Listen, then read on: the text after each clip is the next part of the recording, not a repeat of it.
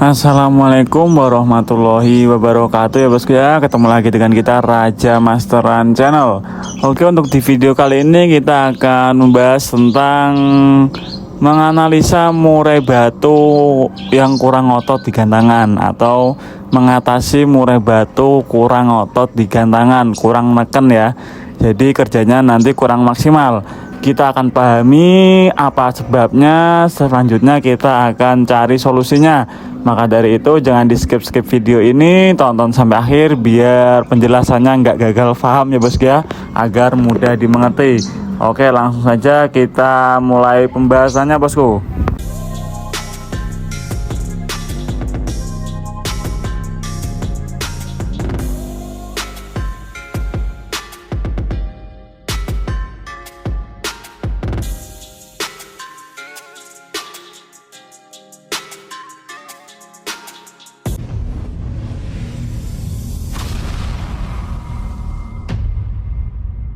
Nah, saat murai batu kita lombakan di gantangan, itu ngotot merupakan hal wajib ya bosku ya, karena kita datang jauh-jauh dari rumah ke arena lomba ini untuk mengadu burung kita. Apabila burung kita sudah kita setting dari rumah sedemikian rupa, dari mulai H-3 sampai hari H lomba udah kita setting, udah kita perlakukan burung kita seperti raja, dari extra foodingnya, dari mandinya, perawatannya, kebersihannya sudah kita teliti semua, sudah fix, sudah bagus. Tapi nyatanya sampai gantangan cuman kerja begitu-gitu aja, cuman ngukluk atau cuman diem, intinya murai batu kurang otot.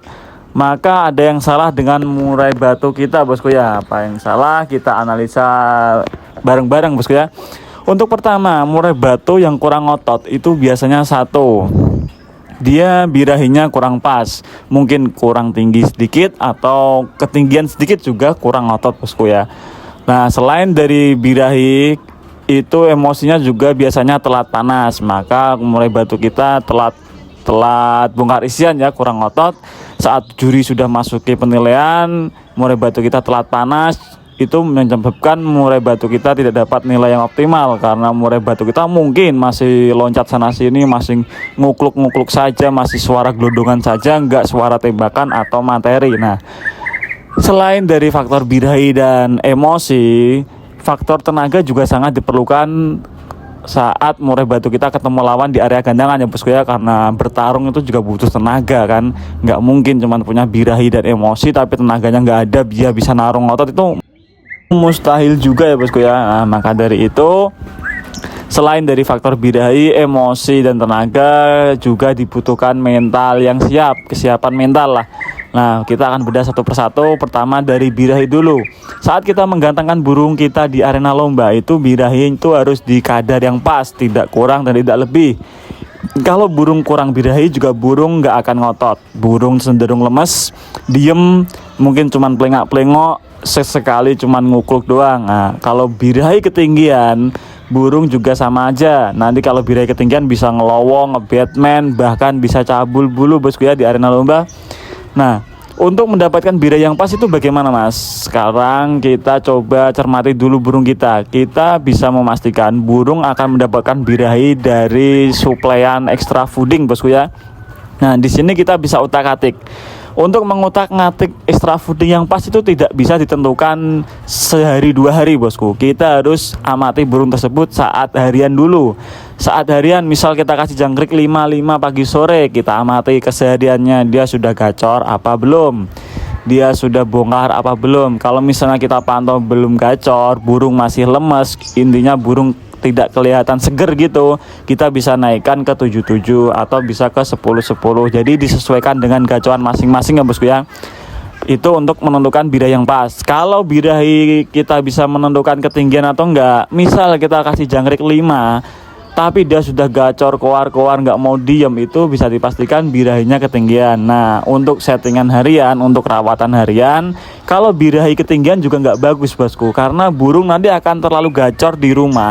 Ketika kita lomba, burung sudah kondisi capek, intinya tenaganya banyak yang terbuang sia-sia di rumah lah. Jadi kita juga bisa men-setting, maksudnya kira-kira jangan sampai burung ini juga terlalu gacor di rumah. Oke lah, sesekali gacor kalau pagi atau siang atau sore nggak apa-apa.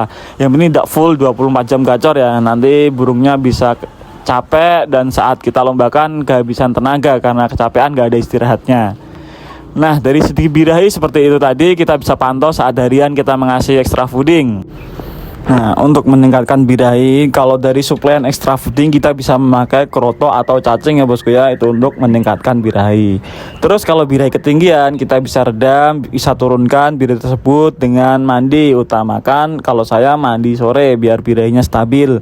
Kalau mandi pagi itu untuk meningkatkan birahi bisa. Jadi saya lebih aman mandi sore saja untuk meredam birahinya. Kalau mau meningkatin birahi tinggal stut, kroto atau cacing. Nah, seperti itu ya bosku ya untuk masalah birahi. Kalau untuk berikutnya kita bahas tentang emosi bosku. Nah, emosi ini merupakan faktor utama murai batu tampil ngotot di atas gantangan. Emosi juga harus pas, nggak harus ketinggian. Kalau emosi ketinggian juga nggak bagus. Bukan yang ngotot, burung akan ngejar lawan, nabrak juruji, nge-Batman, bahkan sampai turun ke tembok. Saking semangatnya ingin ngejar lawan, bukan semangat ingin tarung kicauan, tarung materi bosku ya. Jadi kita bisa mensiasati emosi yang pas itu bagaimana. Karena emosi burung itu terkadang juga ada yang membingungkan. Ada tipe burung yang ketika dia di rumah dipancing dengan MP3 dia sudah keluar-keluar, tapi ketika dibawa ke arena lomba dia dengar suara murai asli dan ada wujud burung lawannya di depannya, itu dia nggak berani keluar emosinya, nggak berani keluar materinya, nggak berani keluar kicauannya, dia diem. Berarti bisa dikatakan burung tersebut emosinya itu abal-abal bosku ya. Intinya dia berani di belakang doang, nggak berani di depan. Nah ini tuh nanti ada kaitannya dengan mental. Kita bahas emosi dulu. Kalau emosi murai batu yang pas itu ketika buka kerodong ketemu lawan langsung nembak, itu berarti emosinya pas. Kalau kita buka kerodong ketemu lawan di gantangan, awal penilaian juri itu murai batu kita nggak mau bunyi, cuman lompat ke sana kemari, tengok ke sana kemari, tapi di tengah penilaian baru mau bunyi, itu berarti emosinya telat naik. Dia ada emosi tapi lama naiknya, telat panas lah intinya lah. Nah beda lagi kalau kita emosinya itu kita sampai arena lomba belum buka kerodong, baru turun dari kendaraan, entah dari motor atau mobil, burung kita dengar burung lain itu langsung koar-koar, langsung gembar-gembar keluar materi. Nah itu berarti burung kita responnya cepat. Nah kita punya trik sendiri-sendiri ya bos ya. Untuk yang pertama, untuk yang emosinya itu ababil atau labil, istilahnya seperti itu ya. Kalau dengar suara MP3 berani narung, kalau dengar murai lain itu nggak berani narong. Biasanya burung-burung seperti ini tuh karena kebiasaan di rumah dipancing-pancing suara MP3 terus bosku. Kita iseng-iseng lagi kita jemur, kita pancing pakai HP, pakai suara YouTube itu MP3 murai batu yang gacor, biar dia ikut gacor. Oke, niat kita bagus supaya dia gacor, tapi lama-kelamaan burung akan terbiasa. Sensitivitasnya itu akan berkurang bosku. Jadi dia itu latah lah intinya lah. Dia cuma mau gacor ketika dengar suara saja. Tapi kalau ada burung di depannya bongkar-bongkar materi, dia nggak mau ikutan bongkar materi karena dia terbiasa dipancing dengan suara MP3. Nah baiknya kalau untuk burung lomba itu jangan seperti itu, jangan sekali-sekali dipancing-pancing lah kalau di rumah ya. Kecuali kalau di arena lomba kita memancing untuk menaikkan emosi sih boleh-boleh saja, tapi kalau di rumah jangan sering-sering dipancing-pancing seperti itu bosku. Untuk yang kedua adalah telat panas. Misal burung kita gantang nggak mau bunyi di awal, di tengah penilaian itu dia baru mau bunyi sesekali, kan bisa dikatakan dengan telat panas. Untuk kasus burung telat panas seperti ini, emosinya telat naik seperti ini, bisa kita akali dengan ablak dulu burung di bawah. Maksudnya ketika kita sampai arena lomba, nah kita kan bisa kumpul dengan teman-teman lain yang bawa burung murai juga kan. Kita bisa pastikan misal 4 sesi sebelum naik burung kita ablak dulu mungkin 15 atau 10 atau 15 menit supaya burung kita itu emosinya terpancing dengan murai batu lain di sekelilingnya. Meskipun murai batu lain kan di dalam kerodong ya, ada yang diablak, ada yang di kerodong, tapi setidaknya murai batu kita itu terpancing bosku. Jadi setelah dia keluar-keluar di bawah itu, sebelum kita naikkan kan dia keluar-keluar di bawah 10-15 menit kerodong lagi. Nanti kalau di atas gantangan biasanya langsung tarung karena dia sudah terpancing emosinya tadi kan, sebelum naik ke gantangan sudah terpancing. Nah untuk burung-burung seperti ini tuh sebenarnya enak, kita tinggal pancing sebentar nanti dia onnya cepat. Nah, Nah, setelah kita bisa memahami birahi dan emosi burung kita masing-masing, berikutnya kita harus tetap membekali burung kita dengan tenaga yang bagus, bosku. Untuk tenaga yang bagus, kita bisa lakukan umbaran ya, bisa diumbar seharian penuh, yang punya waktu luang atau yang umbarannya di tempat aman tanpa gangguan hewan kucing atau lainnya. Ada tempat teduhnya, jadi kalau ditinggal misal hujan, angin, badai, panas itu nggak apa-apa, bisa diumbar seharian. Tapi kalau yang nggak punya waktu luang, kita bisa melakukan umbar gebrak, bosku. Kita bisa masukkan murai kita ke dalam umbaran, terus kita gebrak 30 kali terbang bolak-balik, istirahat 5 menit, gebrak lagi 50 kali terbang bolak-balik, istirahat 5 menit, gebrak lagi 80 kali terbang bolak-balik, istirahat 5 menit, udah masukkan lagi ke kandang bulat atau kandang harian ya, sangkar bulat itu. Nah, kita kan nggak perlu atau lama, paling cuman sejam setengah atau 2 jam lah ya setiap harinya. Nah, kalau untuk murai yang diumbar gebrak ini saya sarankan 2 hari sekali, bosku, biar burung nggak kecapean. Jadi misal hari ini diumbar gebrak, nanti besok istirahat, besoknya lagi diumbar lagi, besoknya lagi istirahat lagi. Jangan setiap hari kalau diumbar gebrak ya, karena nanti burung nggak dapat tenaga tapi dapat capek kalau setiap hari, bosku, nggak ada istirahatnya. Jadi saya sarankan yang umbar gebrak itu 2 hari sekali saja. Nah, kalau untuk kasus burung yang kurang tenaga, nggak ada tenaga, saya sarankan coba digantangan itu 2 minggu sekali saja, bosku. Karena tenaga nggak bisa dibentuk dalam waktu singkat, nggak bisa sehari 2 hari jadi, itu nggak bisa. Kalau meskipun seminggu sekali kita bawa juga nanti perubahannya nggak bisa drastis ya, kita akan sulit memprediksinya. Lebih baik daripada kita buang-buang duit beli tiket buat kondangan, kalau kita sudah mengetahui kalau burung kita ini kurang tenaga, yaitu kita bisa melombakannya lagi itu 2 minggu sekali saja. Nanti progres perkembangan tenaganya itu akan kelihatan, bosku ya.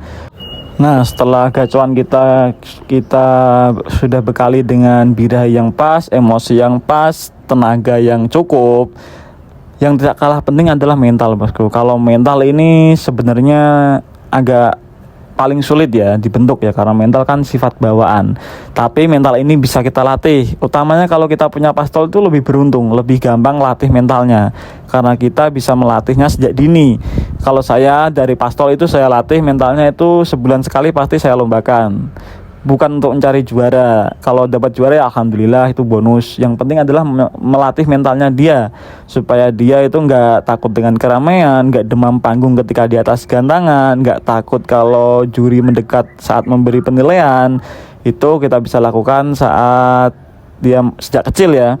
Jadi kalau ketemu lawan dia nggak takut, terbiasa. Tapi juga kita harus hati-hati kalau bawa pastol ke arena lomba, karena di arena lomba itu banyak burung dewasa yang sudah mapan mentalnya, sudah mapan materinya, yang siap tarung, yang lebih fighter, itu banyak. Jadi kita harus lebih hati-hati mengondisikan burung pastol ketika di arena lomba. Salah-salah bukannya kita dapat mental yang bagus, malah drop mental burung kita ya kan, kalau kita ngawur memainkan pastol di arena lomba. Nah, seperti itu. Yang jadi masalah adalah ketika kita take over burung orang lain, apalagi kalau burung ruman. Kita beli burung ruman di rumah gacor, keluar materi, tapi ketika di gantangan dia cuma pelongo, ngukluk, kadang malah cuman pasang badan doang atau bulunya ngembang, bahkan ada yang cabul. Nah, itu yang lebih susah. Jadi kalau misal kita take over burung ruman yang sudah dewasa, ya mau nggak mau kita harus menunggu saat mulai batu tersebut itu mabung, bos ya, untuk meriset segalanya tadi, untuk meriset settingan hariannya, meriset rawatan hariannya, meriset settingan lombanya, meriset extra foodingnya, meriset mentalnya, itu saat kita memasuki masa mabung burungnya, bosku ya. Nah, jadi harus menunggu waktu yang agak lama sebenarnya. Maka dari itu kalau saya pribadi, saya lebih suka burung pastol. Kalau beli saya lebih suka burung pastol. Setidaknya kalau mentalnya tadi nggak begitu bagus, saya bisa benerinnya itu nggak nunggu dia mabung. Jadi ketika dia sudah mutasi dewasa nanti, dia akan lebih gampang disetting. Tapi kan nggak semuanya bisa mendapatkan beruntung pastol yang bagus. Nah, jadi kita bisa simpulkan seperti tadi. Kalau ada yang ditanyakan, tulis saja di kolom komentar, bosku ya, pasti sebisa mungkin akan saya jawab. Nah, sekian video dari saya. Terima kasih sudah menonton sampai akhir. Jangan lupa like, komen, dan subscribe Seraja Masteran Channel, bosku. Oke, wassalamualaikum warahmatullahi wabarakatuh.